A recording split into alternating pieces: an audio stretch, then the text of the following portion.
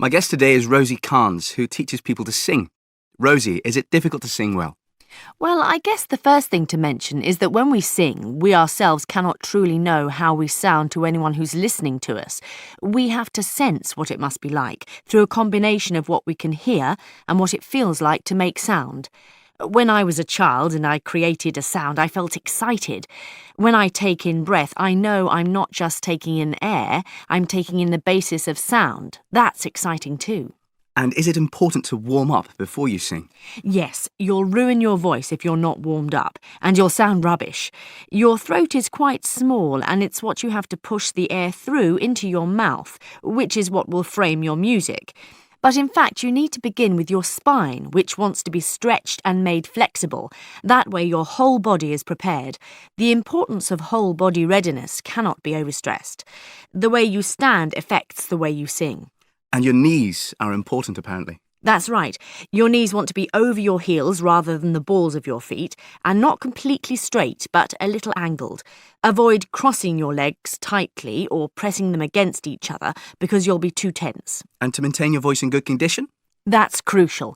As a professional singer, you've got to look after your voice, your pride and joy, your source of income. If you get a cold or an irritated throat, steam is usually very effective at reducing the inflammation, so get a bowl of steaming water and sit over it with a cloth on your head. If that's not possible, sucking a sweet or two may help repair the voice, although the important thing is keeping it in good condition in the first place, for which you need to drink anything up to 8 glasses of water every day and avoid smoky places, shouting, that kind of thing. And what about learning the words of songs? That's a big part of being a singer.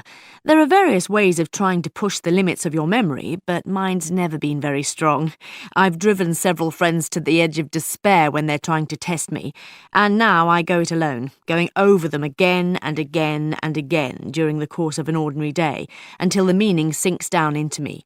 It's never easy. Anyway, it takes all sorts, and I hope that people will find their own way. And what advice do you have for wannabe singers? Well, nothing is easy about singing. It's all hard work, I'm afraid to report, but then the rewards are beyond anything else, so it's a fair deal.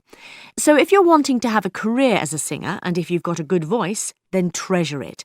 Don't panic if it does get hurt. It's impressive how it'll recover. The important thing is to use it. Get out there. Take every chance you can to sing in public. This experience will also help to feed and build your ambition to go on to be better. Singing on stage to an appreciative audience is as good as life gets. And if public performance isn't your thing? Well, if you've got a good voice, then maybe you'll be like my friend Diana. Although she conquered most of her anxiety about performing in public a few years ago, she still prefers studio singing, performing directly for CDs and so on. Nobody really sees her outside her home and the studio. Even warming up her voice for a recording performance is something she does in private, making weird noises while sitting in her car outside the studio building. I think she's alarmed a few passers-by in her time.